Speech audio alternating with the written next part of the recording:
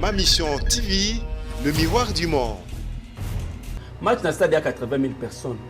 Tchangou, c'est des millions de Congolais. On n'a jamais confiné Tchangou. On n'a jamais respecté. L'église, l'université. On n'a jamais respecté les mesures barrières à Tchangou. Mais curieusement, na Tchangou, coronavirus attaque à mon côté. Attaque à mon côté depuis ton bandan de Flavien. Pourquoi est-ce que tu as respecté la population OET? Mboa a suivi Mboa. Oh. Ndeko. Lelo maloba oyo ndeko Jimmy akoloba. Il y a maloba opposition. Oh, toza koyeba ke bango bazali na coalition. Ndeko na ngai tata na bango Jean-Pierre Bemba. Azalaka na pouvoir A na 1+4. Économie en mboka na tobolaka. Toyebi makam. Donc entre parenthèses. Il a stabilisé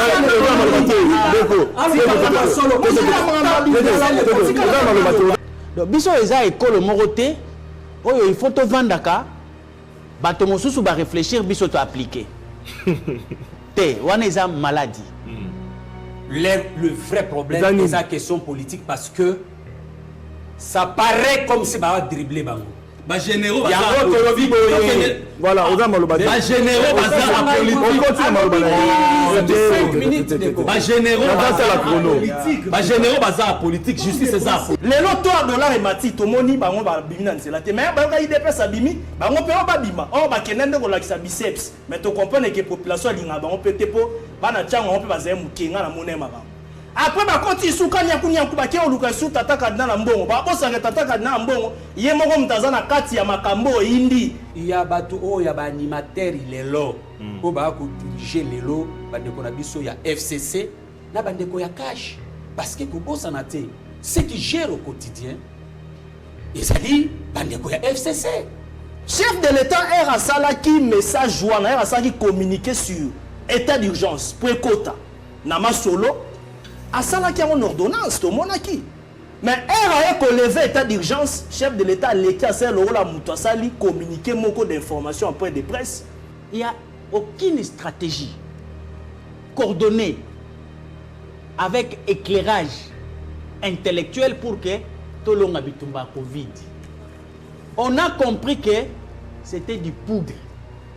Ce qui corona wana ezalaki na ndenge ezalaki c'est que ezwaki batu mais quand à peine sima ya tango bayeka kolongola confinement ya ville ya Kinshasa bayeka kotika ngoka na Gombe au moins que ba séquence wana nyoso c'était déjà un problème.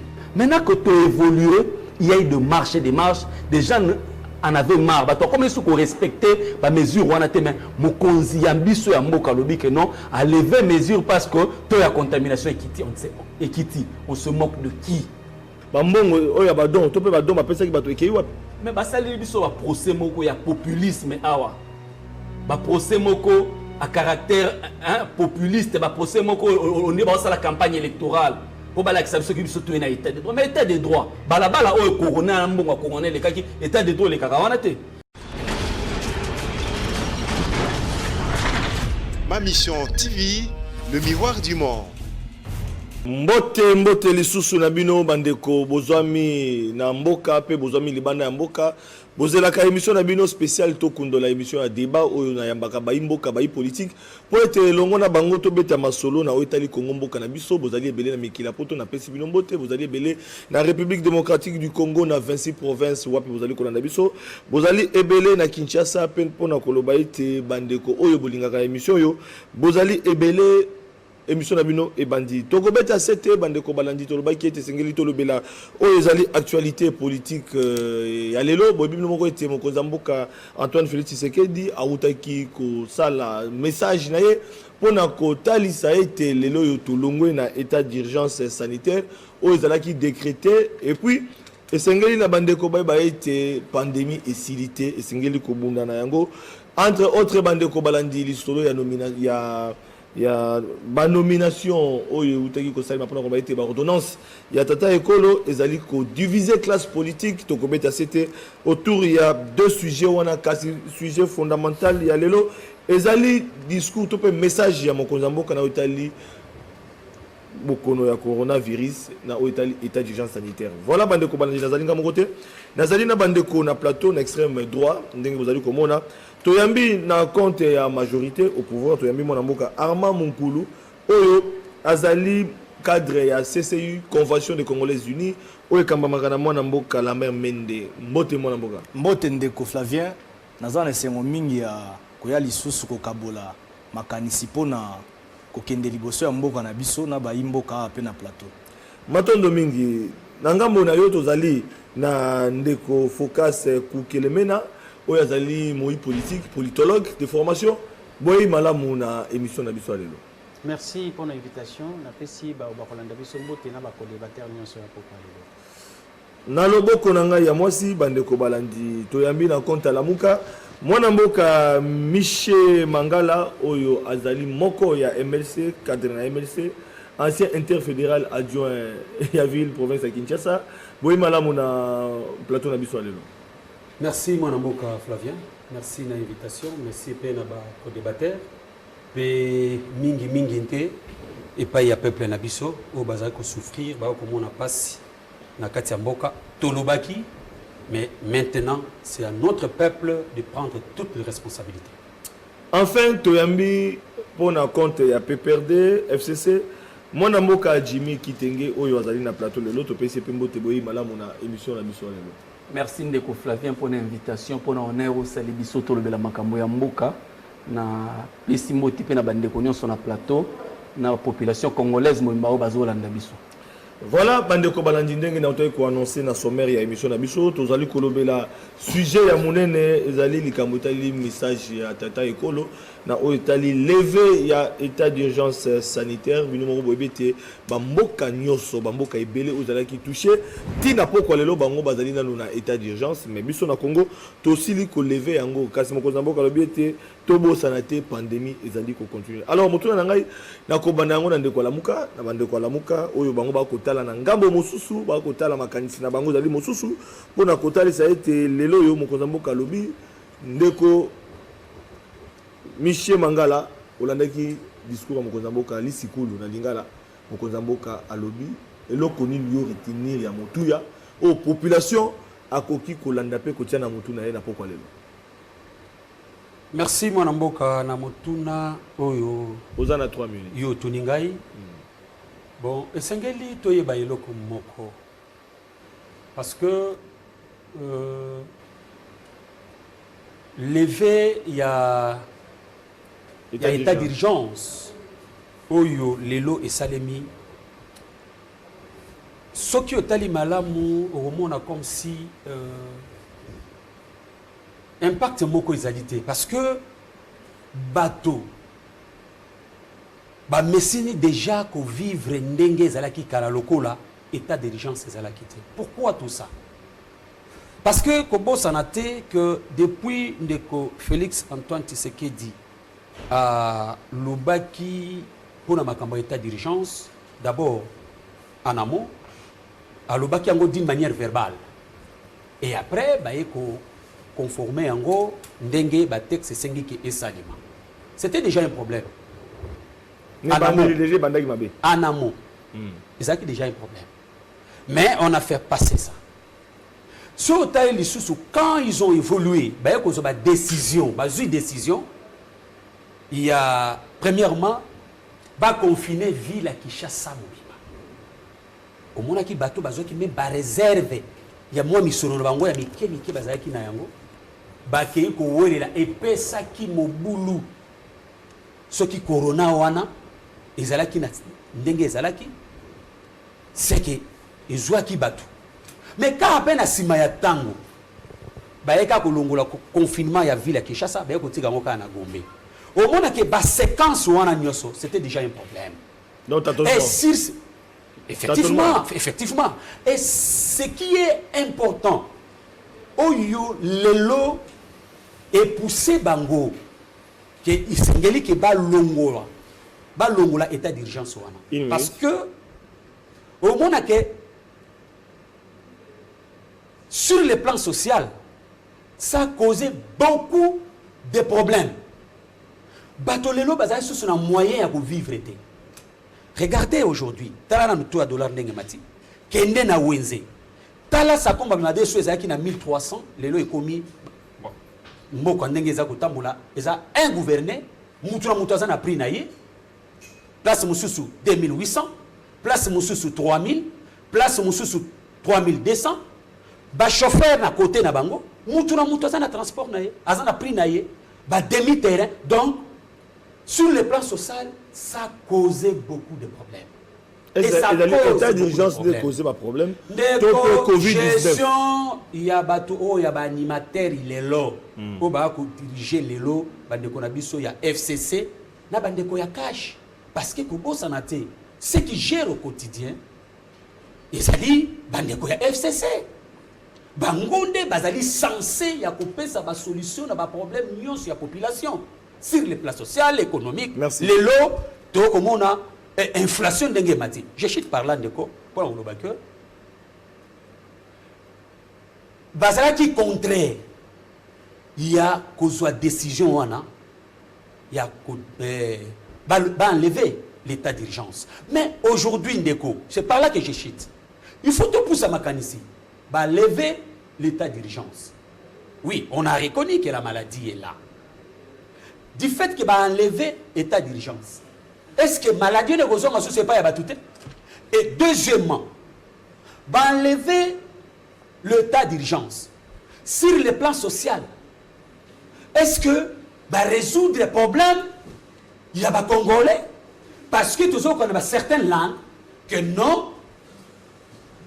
Ce qui va kolongola yango parce que des social ndé muté causer problème yango esengi ke ba longola ba ozongi sa babar babare banda ko beta miziki yo banda ko beta batu bakokeni na babaro wana bako fréquenter babaro wana komela mais ba bosani ba église ba ko poussa ba église na sima bon tant batu bakokeni na baro wana batu wana dites-moi merci pour merci bako zuwa maladie wana te point d'interrogation yango de ko résoudre social ya batu point d'interrogation wa tozongana mwana mboka Armand malweze panayo lelo yo mokonza mboka zumo kano ko lever mesure ya état d'urgence sanitaire mais to komitu na population komitu na bamboka bapaya esika o covid ezalaki o babandaki liboso na biso kuna balongoli na noté ba lever na état d'urgence te Congo démocratique nde muto a liboso ake kolongola yango totalement pendant que bokonosi dina noté bino pe bozali wana bokolanda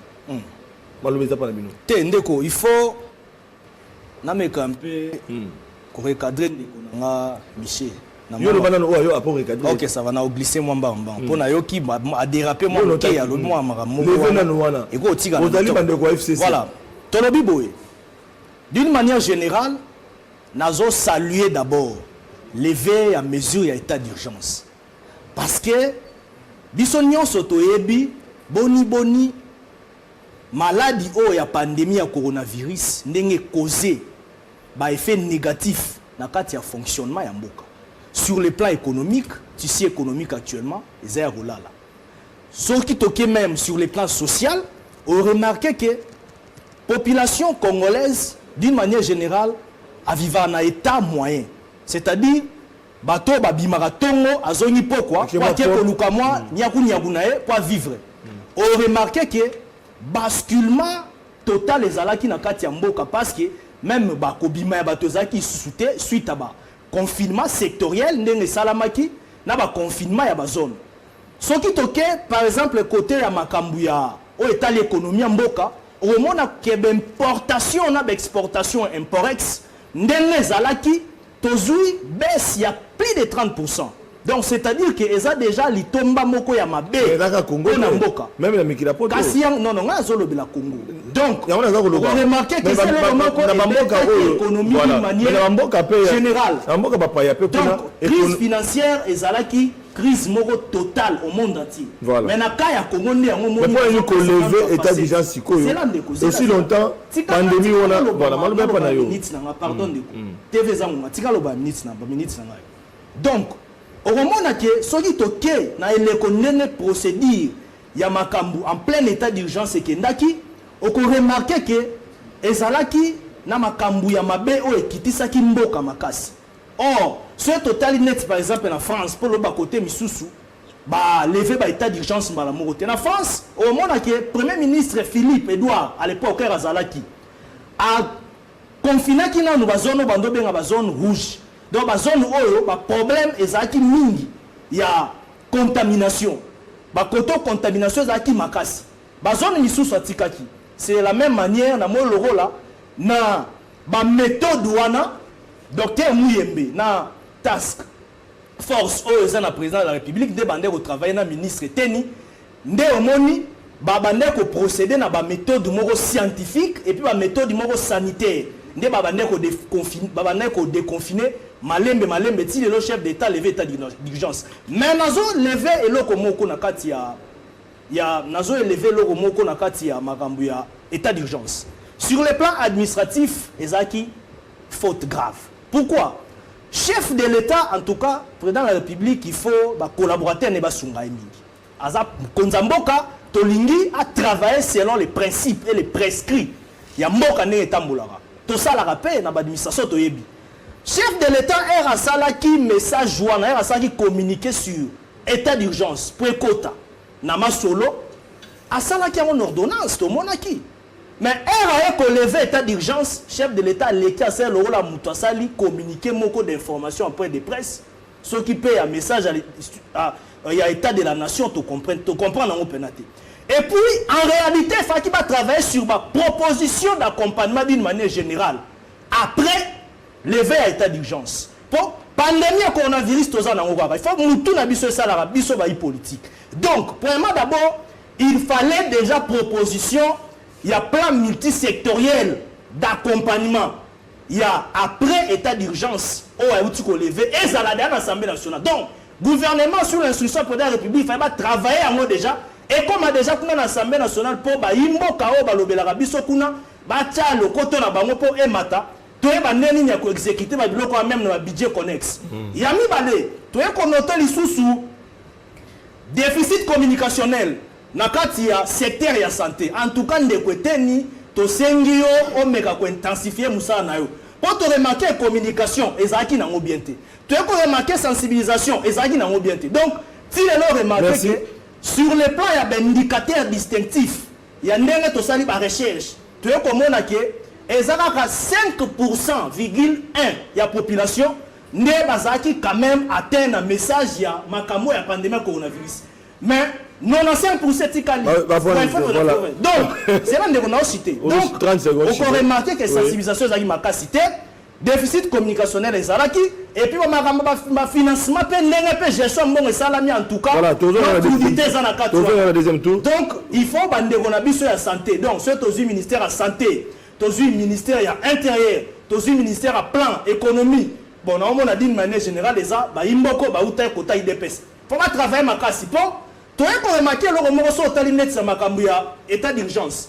Pourquoi Makambouya comme une dette pique et comme un ndenge comme le salon même banquier tout ça n'a scientifique ni pour te contacter avant n'a pas ndenge tout temps Makam. Ministre intérieur est Makambouya bandaki n'a pas mboka ya penipeni. Ni les anga qui par exemple à qui kobeta c'était le roi a proposé on a conseil des ministres côté la solara. Pour moi banda dako quand ba frontière par exemple ba vol et banda déjà ko kata. Et là on les anga qui distraction. Makambu d'insécurité, moins de Kinshasa, ça ne va pas. Focus. On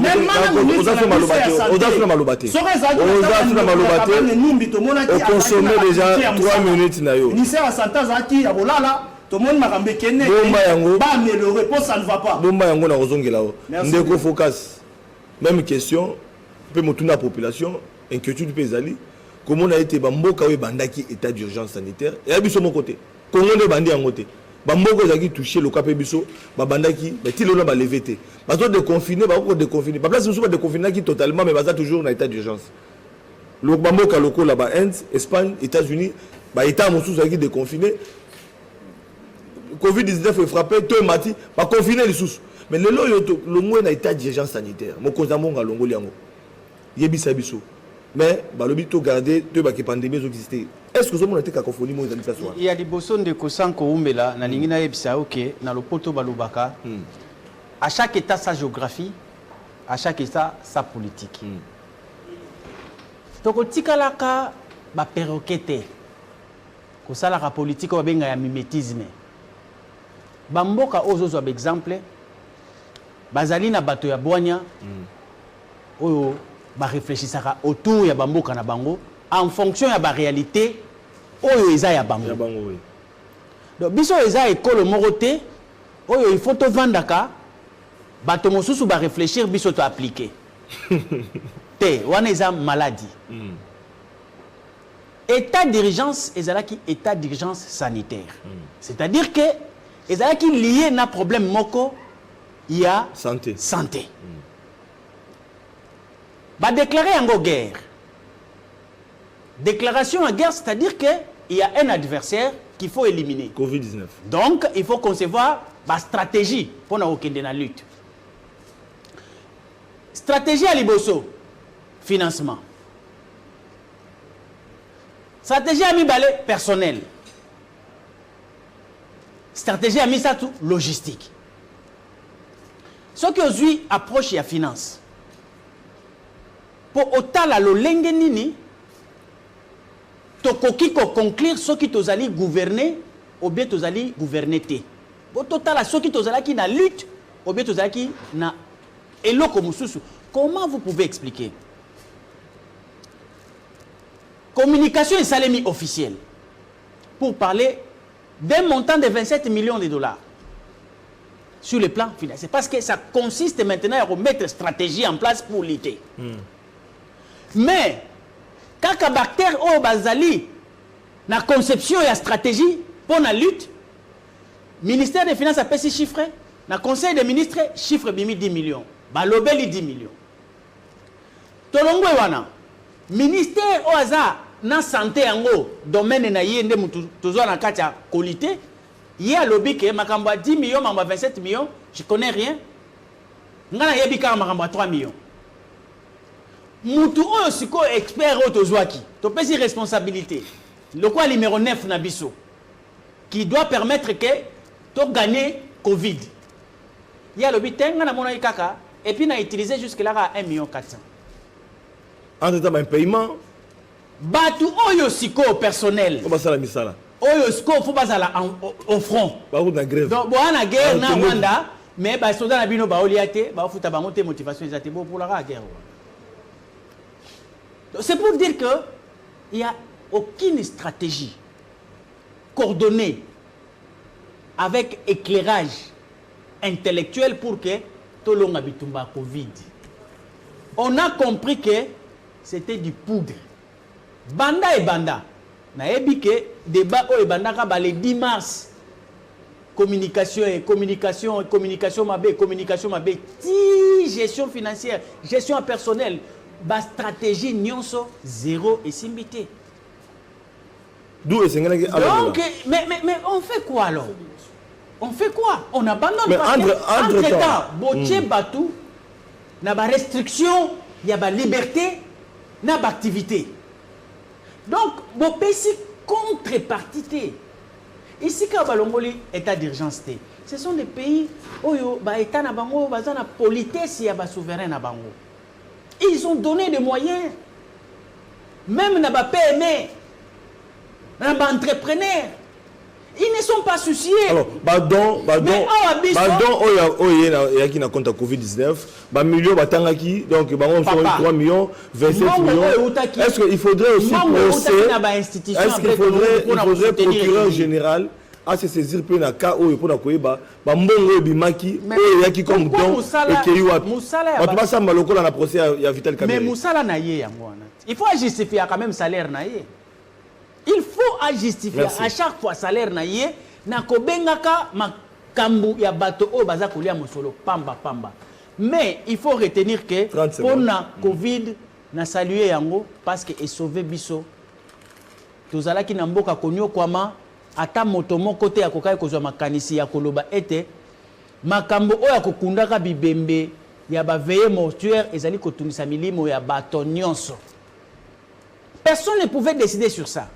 Heureusement Covid-19 esungi. Eye kosunga biso. Bien que mesure na bakino pe mamsu virus muteye ko aider. Mamsu babiki faut pas soutenir. Imagine toi virus ne muteye aider bato. mais nazali kotelemela lisusu likambo oyo atako babari kozonga baterrasse kozonga mais interdiction ya baterrasse oyo kamaka nzela wana na deuxième tour. Merci beaucoup. Alors to comme siko na mona mboka Jimmy Kitenge moko ya Ligue des jeunes ya peu perdre na ko mona motema ekotoka mais ana makamba koloba mona mboka ba lever mesures d'urgence plutôt lever ya état d'urgence. Mais mituna na tuni bande kopé mituna zo mituna na population. Ba marche salemi la muka ba tamboli.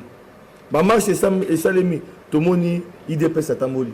To biten degré de contamination salemi wana tango bato ba tamboli en masse. Et comment qui mokozama ogoza ata 2 semaines au ba 14 jours wana to mona parmi bango ba nani oyo ba tambola ki na balabala ba ça contaminé peut-être que tant que vous levez, beaucoup de gens aussi exploser sous pour tout le monde va mindele local l'année dans le local là États-Unis Espagne Inde meka qui yango déconfiner mais après va confiner les sous tant que effectif va te bandi comme ça. Est-ce que mon konzambo qui na précipitation était dans une mesure où on a lever état d'urgence sanitaire? Merci Ndeko Flavien pour la question. Je rappelle à la population congolaise na baimbo ko ba Rolanda Bisoko avant de confiner Mboka, tout est 1620. Les lots après confinement, tant va lever mesure à état d'urgence, tout est dollar est commis 2020. On nous a rappelé. 1620 est commis 2020. Nous respectera la population. Tu respectera la population 38 ans de litre, tu promettais bango makambo. Comment voulez-vous que tu me que malade des ans en Mboka? Pendant que le temps où les options, il y a ma mesure, il y a confiner Mboka. C'est pendant cette période-là que tu faut respecter ma mesure barrière strictement. Maintenant que tu as évolué, il y a eu de marches et des marches. Des gens en avaient marre. Comment est-ce qu'on respecter ma mesure? On a été mon konzi ambition à Mboka lobby que non, à lever mesure parce que tu as contamination équité. On se moque de qui? On se moque de qui? Pendant que tous respecter la mesure barrière, pendant que la restriction zaki makasi, chaîne à contamination, chaque jour mouillé mbaopé ça ezomata. Mais les lots on veut nous faire croire après qu'au marché, après tout ce qu'il y a eu comme désordre que équité, après que ba wenzelo ba gambela, ba wenza ba libongo ba ramoto changu mobimbe fonctionnaka normalement, vous expliquer biso les lots que to lever mesure wana pourquoi parce qu'on a ni ba contamination équité. Non, vous respecter la population. Donc risque so mati.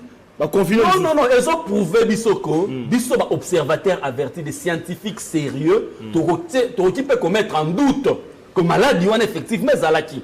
Je ne dis pas à la population de se décourager à l'encontre de la mesure barrière, mais qui commettre en doute. Pourquoi? Parce qu'avant même qu'on lève mesure état d'urgence, il fallait quand même une évaluation. Tozwa qui ba mesure contraignante to asphyxier économie en Mboka ba to côté la nzala to souffrir mais maintenant que to lingi to bana ba bisus ba foutre la to minerva na ba privé bana ba tangité mais maintenant que to lingi to lever mesure faudrait to évaluer situation mbongo yaki combien to contenir situation est-ce que ba to ya contamination et combien belé tout ça objectivement mais il y a pas eu objectivité dans makambo wana directement pour faire croire biso que non na minute bo ki ko lever état d'urgence. Ça veut dire que Bazo s'est moqué de la population congolaise. En réalité, la population a condamné sous Makambouanate. Population a condamné sous Makambouanate, Ndeko Flavien. Pourquoi est-ce que les lots oyo, bisoba oyo ba congolais, tobandé kopé sa espoir na biso, na musala oyo mukonzia kosala. Mais les lots oyo, to moni biso nyosoko, mwambili nga mbilinge koti, badon. Maman Oliva Pesaki, badon, institution Breton de Pesaki, nani ndeko na biso mouye makenda ko ça la conférence de presse dans l'ambassade des États-Unis, mukolo bazu 7 millions. Mais gestion ya mbongo wana nyonso. État des droits, est-ce que les gars na balabala wana te babenga corona? Wana ngolo bani tant état des droits par rapport à Misolo par rapport au fait que basala ki biso procureur ko ya populisme a se saisi pour ba mbongo oya badon, to pe badon ba pesa ki bato ekei wa. Mais basali biso ba procès moko ya populisme awa. Ba procès moko à caractère populiste, ba procès moko on est dans la campagne électorale. Pour bala que qui biso to na état des droits. Mais état des droits, balabala o corona mbongo corona le kaki état des droits le kakawana te. Ba ebisi biso na prison ndolo, na la fanda na quartier wana. 80 contamination na kati ya prison. Ndeko na koto ya ka prison wana. Na mona ka ba soldat ko kenge la prison wana na mona bango te ba observer la mesure barrière.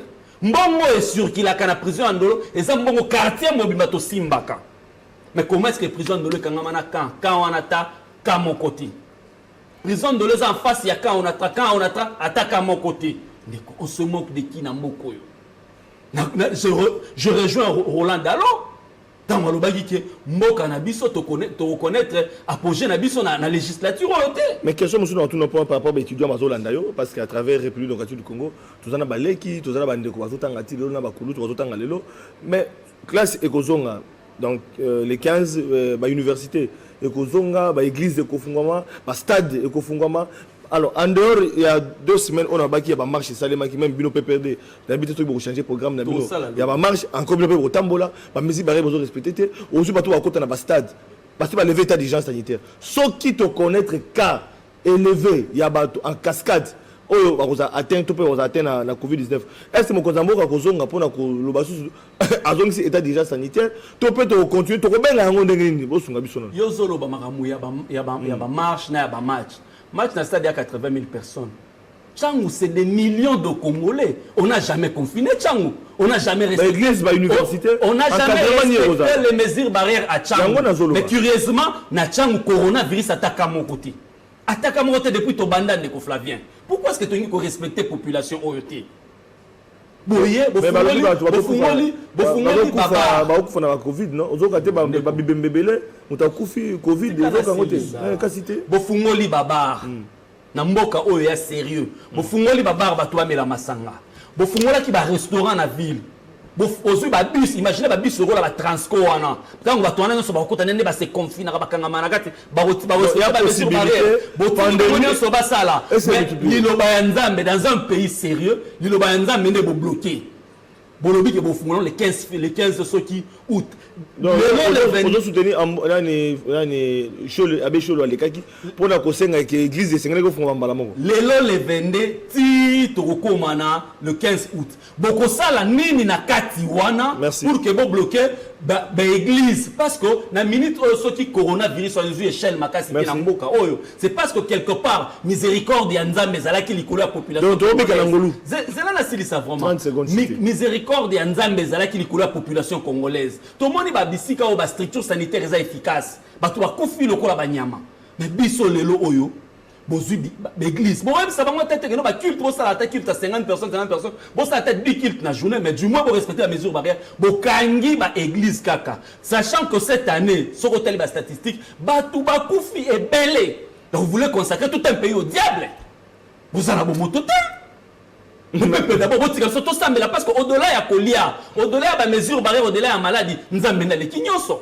Merci beaucoup. Vous kanga l'église pourquoi? Merci beaucoup. Deuxième tour de table, na kokoma na moni wanda ko zela ngomilo wandeka lamuka. Naza kozela.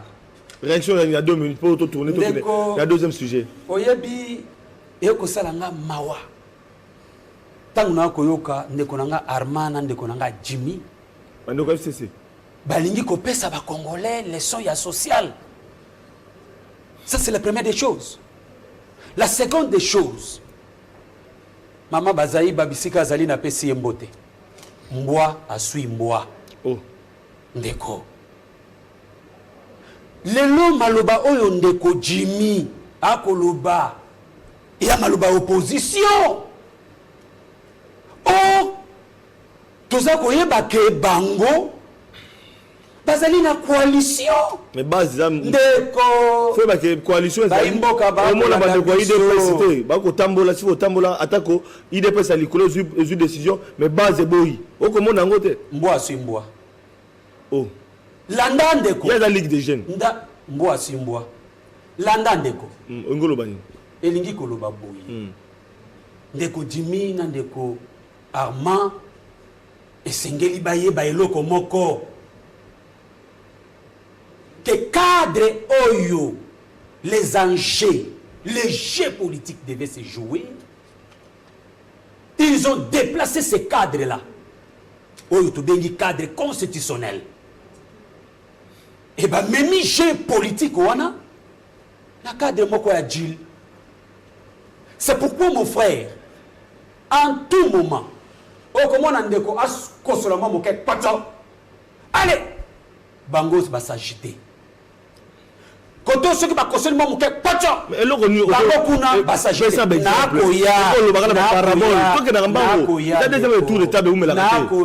la philosophie nakoya ndeko tikangai nasola na baimboka vous avez 2 minutes ou bien nanimi matondo nasola na on baimboka a botolo maloba lelo oyo FCC alingi kopesa biso leçon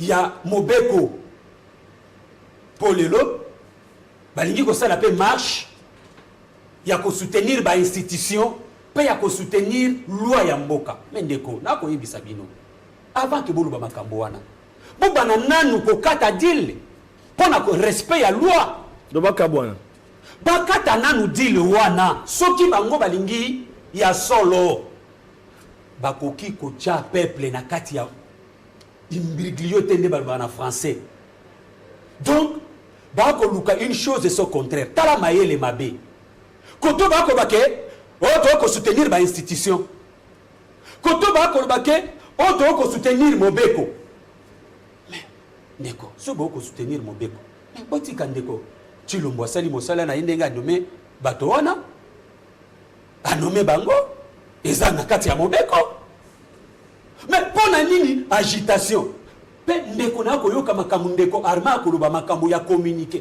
non communiquer wana yako lesa mabumu ya ba congolais te communiquer wana eko changer social ya ba congolais te totika ko distraire ba congolais parce que communiquer wana eko mema eko changer prix ya lipa ya madesu et matina kati ya marché te le vrai problème ce qui tue le Congo oyo lelo ekomisi Congo na misère ememi susu congolais na kati ya libulu koleka ezali deal wana OK deal wana merci eza deal moko oto koloba alliance moko digeste soki bango ya solo ba ko soutenir Mobeko mais bazonga na kati ya constitution batika deal mais oyebi malamu mwana mboka moto alingi Congo o alingi kosangisa bato nyonso alobi boyi to sala ba réforme obi to kende liboso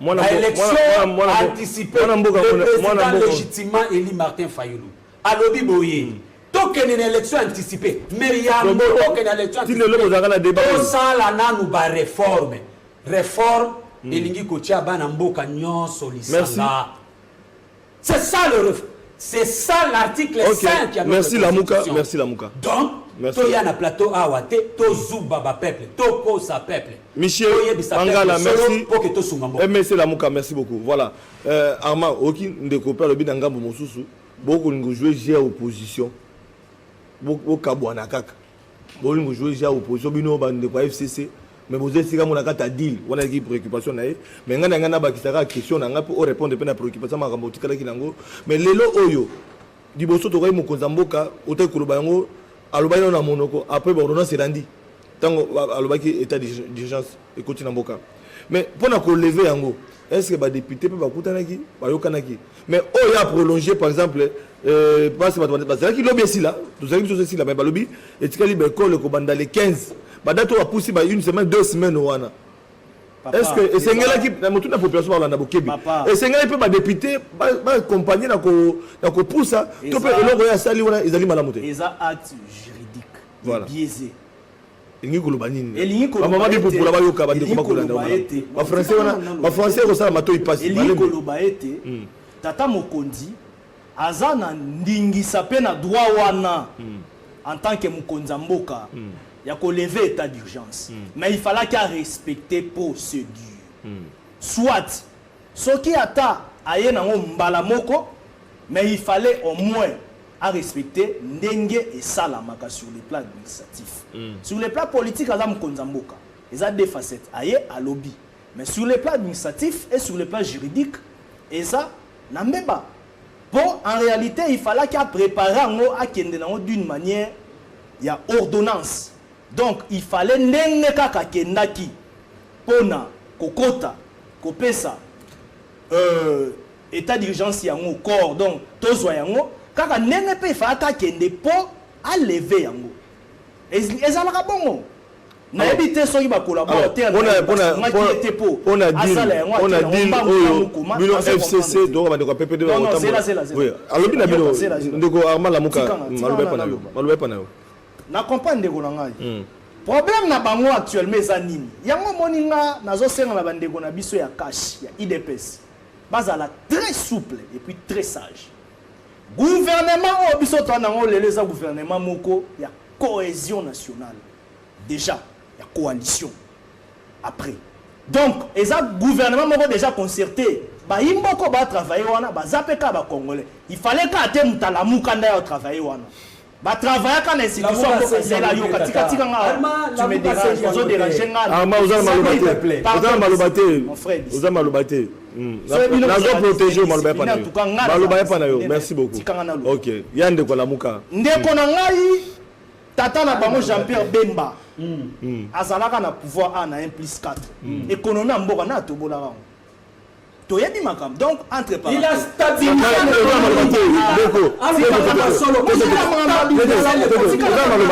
juste après respecter opinion donc personne maloba zala quand même l'élégance ya cause ya moninga sisa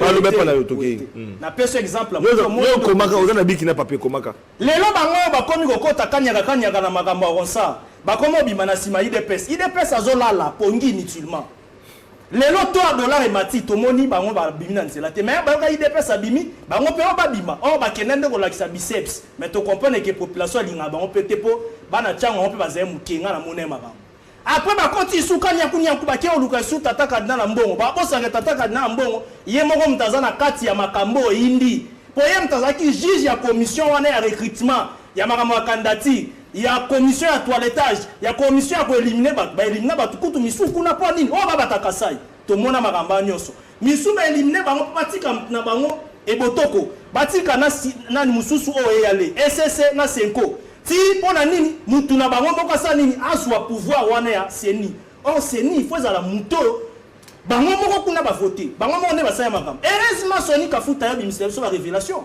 la muka za na sima makambo wana po nini bango tout le temps na sima ambassade tu évites ce bac na kolukani pour tout na bango baza plan machiavélique la muka alors comme nomination Amerika ma nomination oyoki bana ngonga émission ici là bande ko na biso ya cash surtout IDPS d'une manière particulière pas ndeko pardon bande ko nanga boza la souple na osenga bino pour gouvernement biso to na ngo lelo o ndeko na biso ilukamba zo diriger sa gouvernement FCC cash lobby to ko répondre devant population eza la mukate la mukaza na posa nde balukela bango ba place ba kota na kata ma solo c'est ça le problème yango mon bango ne bazo bi cadre institutionnel cadre conformité institutionnelle eza ndenge makambo esami na seni ti to mona ba PV ke na Assemblée nationale entériné salam Assemblée nationale asaleka musana ya ko entériné aza na posa ta kota kuna na kata ba makambo la muka azui makambo o c'est bon tika na 30 secondes après vous le bala peso balobate alors bino likamba nomination ils ont balsabino libumu likamba nomination a uti koloba yango non tika na 30 secondes pour na pesa maloba mission aussi là le problème c'est quoi sur le plan constitutionnel nomination ya mokonza mboka o asali ba mise en place et ça à peu près légal na lobby légal à peu près légal parce que sur le plan juridique ils a biaisé et ça foufou. Ponanini, c'est là. Sur le plan politique, coup de Kolobate. Et baby, pourquoi? Parce que tous un gouvernement coalition. Je répète, je parle politique. Tous un gouvernement coalition. Gouvernement est constitué dans FCC cash. Premier ministre Azalikolo. Premier ministre en même temps a joué non seulement rôle il y a premier ministre comme étant institution à outil dans la majorité parlementaire, merci. Mais ils ont joué rôle il y a garant et institution kuna na kati. Oh, premier ministre c'est là pardon. Ah moni. Premier ministre en mission. A quelle mission? Aza awa kaka na Congo papa qui à l'étranger ta qui en mission. Il fallait quand même bon se concerter. Tout le monde il ba ça ma vision conférence. Pourquoi pas ta ko informer sur ta correspondance au premier ministre atika ki baloba bien ba courrier nyo so le kana cabinet mais ce qui urgence c'est ça bon informer ba dribbler premier ministre. Tu comprends était ordonnance bimi mbala moko boy non état de droit ngo boy été il faut qu'on respecte Ozaso malobate ne ko focus te Ozaso malobate todo ki masima ngonga ba dominer to moni yango Ozaso malobate todo ki masima yangonga po émission c'est en douceur et puis todo ko focus Ozaso malobate o ndeko FCC Ozaso malobate comment le vendre la muka comment la muka siko voilà ndeko politologue indépendant oui ala sima obenga ebo sala émission bino mbale ayo lo bamingi pona ko épargner biso ba souci un souci bien que alobi ebele ba nomination na kati ma mebele kata na makamba ko yebisa biso que tozali na gouvernement à cohésion nationale na yebité a ko démontrer ngo ndengeni parce que ozama lobate obandi ko imiter la muka tango ozwa maloba o meka ko lakisa biso parce que gouvernement ya cohésion nationale ezali gouvernement o esalemi avec large ouverture tenant compte de toutes les forces vives de la nation.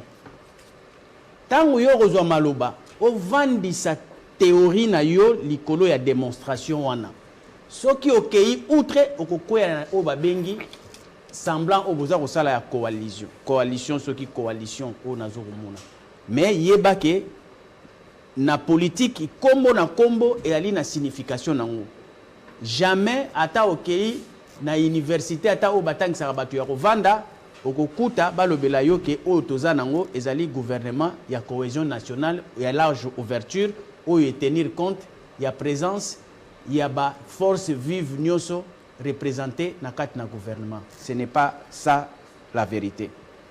Yami Balé ndeko Jimmy alobi na yo ke bango bazo sala marche pour na soutenir ba institution. Non, le Béli marche. Oui, parce que répondant à une question, il y a un journaliste qui est beaucoup ça la marche lobby. Marche en haut, ils apprennent à soutenir l'institution. Donc, c'est-à-dire, ceux qui n'ont comprendre bien, institution à Liboso, au bazo que ça la marche pour nous soutenir, et vous avez nous, président de la République. Parce que institution à Yamboya Congo, n'est yango wana. Mais, nakoyo kaka, ba déclaration na ye, on dirait qu'ils ont des petits soucis vis-à-vis à l'institution yango wana oyo bakokende kosala la marche lobby pour ba soutenir. Au moins ayebisa biso que tango bakosala marche pour na soutenir ba institution et kozala kaka parlement na gouvernement mais président comme institution ba soutenir yete na marche wana. Parce que logique elingi olobanini. Tango tozali kolinga tosala marche pacifique oyo eza reconnu na kati na constitution. Il faut recourir à la doctrine. Qu'est-ce qui a poussé les doctrinaires à incorporer la marche pacifique dans la approche de la gestion démocratique? C'est au moment où les souverains, les détenteurs du pouvoir, après si baimboka pouvoir bakende na kati na ba institution pour ba exercer na faveur na ye, ba demande na ye, ba souci na ye.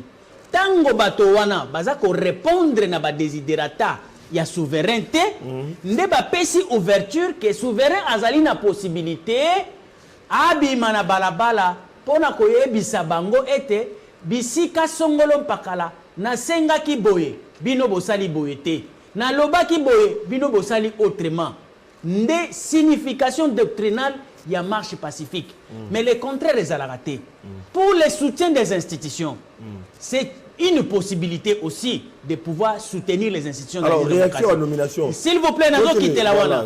Ba soutenir ba institution ndenge nini na kati na démocratie en faisant la bonne politique publique coïncidant à répondre aux besoins des citoyens. Donner les citoyens l'école, donner à manger les traitements, ainsi de suite. Beaucoup de adhésion massive, il y a souverain et qu'on a soutenir l'institution. Vous ne pouvez pas faire une marche de 2 heures, 3 heures de temps, après vos adhésions, il y a soutien à la population vis-à-vis de l'institution. Je ne sais pas, des marches où on a basé en wapi. O lukango na constitution exacte, o lukango na doctrine exacte, o lukango politologiquement réalité. Donc, et qu'on a la démonstration moko propagandiste pour dire que quand on dit que nous sommes une majorité, en réalité, bon talent na terrain, ceux qui sont en majorité ou pas. Mais pour soutenir les institutions, la démarche n'est pas celle-là. Je sais que Jimmy Ayebi Yango Malam, pour soutenir les institutions, il faut ba institution et jouer rôle nango ba prérogative Alors, ba position par rapport à et nomination. qu'on soit adhésion massive il y a ba population. Alors ba par rapport à la nomination ordonnance à lelo. Ba nomination wana. C'est vrai qu'il y a beaucoup de choses à dire parce que ngongeza muke, mais il faut te retenir le romoko. En 30 secondes. Ce qui pour nangai. Ce qui problème ezali makasi lelo. Ce n'est pas un débat juridique. Souci à bateau, eza juridique était. Souci à bateau, ezali portée politique. Parce que on suppose que bazali na coalition ndenge bango ba benga ngo et lo ngana boya kana mikolo nyonso parce que même communication ya yi linkomba et cristalliser vraiment cohabitation. Ndenge chef de l'état yepé asala ki yaye na le 30 juin et démontrer qui vraiment que botozali na kati ya réalité mususu o ezali coalition té. Donc c'est pour dire quoi? Mante mwanda mwetika la obaya okangela bino. Nalobaka na bango ke bozali na kati ya coalition té. Et les preuves maintenant, d'ailleurs chef de l'état Nangamba lobaki yango que il y a une équipe qui est en train de travailler pour baliser la voie. Baliser la voie pour aller où? Ah, j'ai compris, c'est pour aller maintenant à la coalition. Parce qu'en réalité, si ils étaient dans la coalition, on n'allait plus baliser la voie pour aller où? Merci beaucoup. Donc, bazan na kati ya cohabitation. Merci beaucoup. Et bazan linga ba baliser. Merci. Alors, ndeko Jimmy tosuka na yo parce que TV zango ngamba osa biso sini kuna. Ouais, TV zango tana yusa bino, bozo monopoliser maloba. Papa, pardon. Le premier. Vous devez respecter ngonga. Tana pesa no maloba, oza la consul na kata maloba na bino. Na loba même avant émission. Maloba pas ndeko Jimmy, surtout na telle nomination. Toko tambalamo. Bon, nako balemo elo mwa mukia vana kota ma nomination. Te na lobi boy na bi clairement. Nalobaki clairement que je suis en train de déplorer cette façon de gestion à Covid-19 exactement parce que na zappé PRD quand il y a un mal na kati gouvernement moi na lobéate tous nous souffrons na ba situation wana na ba population ba tous souffrir nango c'est quand même ce droit là bien qu'au gouvernement bien que tous gouvernement za biso na quand même na droit à dénoncer makambo oyo ezos les kamala muté de sorte ko babongisa ndeko pe Michel Mangala uti ko loba mingi ya tolobaki ba réforme bino ne boloba ba réforme bino be bala mukande bo organiser olebo ke na réforme bo organiser élection il y a président Seni bino mo pe misi président no mo contester donc cette histoire de réforme il faudrait même pas en parler sur un plateau de télévision parce que bino moko ambonga ou la rapport na bino ba ambassadeur ba la rapport na bino mutu briskaki ambonga qui organiser mutu briskaki ambongo akende ko organiser ba élection azalaki témoin de charge. Il y a Jean-Pierre Bemba na CPI. Donc pour que toi qui est na makambu ya ba ordonnance wana. D'abord le président de la République est garant de bon fonctionnement des institutions de la République. Donc institution président d'institution za likolo. Institution ya mbonenge ndeko focus au tsoloba. Yenda za garant ya nani? Ya bon fonctionnement ya ba institution. Soki ba institution zo ngondongwana. Parlement koto contre justice nani boy ezali échec na yenda za ko échouer ça veut dire qu'il n'est pas un bon père de famille pour qu'a fait sa institution pour que toloba munoko moko. La question de nomination, imaginez on est armé za politique on peut ramasser un ouais on a 10e rue limité au commissaire premier vice-président de l'Assemblée nationale armée za bongoté armée ezalaka cursus ceux qui besoin préparer ordonnance ya ko nommer ba militaire ça prend du temps. Et aux autres, la profil ya mutuna mutu. Efficacité nae. Qu'est-ce qu'il a donné comme répondant à niveau ya terrain? Vous comprenez? C'est une question, on va discuter directement, le 2 jours après, Premier ministre a Lubumbashi, 2 jours après, Bino Bonomé, non. On suppose que le Conseil des ministres est belé, vous discutez, on a Conseil supérieur et de défense pour que vous profil à mutuna mutu, afin que vous placez mutuna mutu à la place qu'il faut. Et la mise en place, on a ceux qui s'avéraient que c'est contre-productif. Et que les militaires va répondre bien sur le terrain, c'est le Premier ministre même qui va rendre de compte devant le Parlement. Vous comprenez? Plus loin encore, c'est le Premier ministre qui va signer pour décaisser le moyen pour que l'affectation et salement. Il y a un ministre de la Défense est censé appliquer l'ordonnance, soit appliquer la hiérarchie directe et ça Premier ministre. Mais tout le moment, le Premier ministre a surpris. Un Premier ministre qui est surpris n'a pas nomination. Finalement, toza na république. Intérimaire Azalaki quand même. La réaction toza na administration à l'État. Intérim. Et ça le maki n'attend Wandeko Kabila. Choc qui tourne à contre-signa. Et ça le maki n'attend ya Kabila. José Makila signa. Il y a qui problème. Pourquoi n'attend Félix Tshisekedi de poser problème pour nous ça? La discussion qui n'a conseil des ministres. Le premier ministre en train de voyager, c'est un dossier sur sa table. Et ça dossier na table à PC intérimaire voilà. Ce qui dossier tel au Kosalabo. Mais il nous a donné des orientations. Sur les urgence. Armée eza blagité. Eza makamouya mboka. Eza quitté. Eza la frontière na biso. On ne peut pas en deux. Est-ce qu'il y en a 2 jours pour un pays sérieux? Pour un commandant suprême qui se veut un vrai commandant. À cause ça, une mise en place d'une armée de 150 000 hommes en 48 heures. Pour le Premier ministre Alobi, ça veut dire que même Genèse, il y a mise en place Aïba qui a monté. Finalement, il y a sali. Et responsabilité, il y a Premier ministre. Ezawapi. Intérim, mais à la périmètre à manœuvre réduite. Intérimaire, il y a un titulaire, il y a fonction. Émission Sili. C'est qui est une minute, émission Sili. C'est ça. Intérim, papa, pouvoir total à 100%. C'est la preuve, elle est là. Tant que gouvernement ezalaki wana tant na loba keno ba négotant ba bazo biaiser ba principe nyonso tant le gouvernement donc akoki na ko signer ordonnance contre signer problème ezate ko signer kututé ko travailler d'abord na conseil supérieur de la défense. Le premier ministre est membre du conseil supérieur de la défense. Bon bandi quand une mise en place se prépare même l'entreprise à l'état ba ko ça a 10 conseils d'administration pour sortir une mise en place. Mais d'être sur quoi une mise en place on a pas le vrai problème ce n'est pas la question qu'il est en train d'évoquer. Le vrai problème c'est sa question politique parce que ça paraît comme si va dribbler bango. Ba généraux voilà, on a malobati. Ba généraux bazar politique.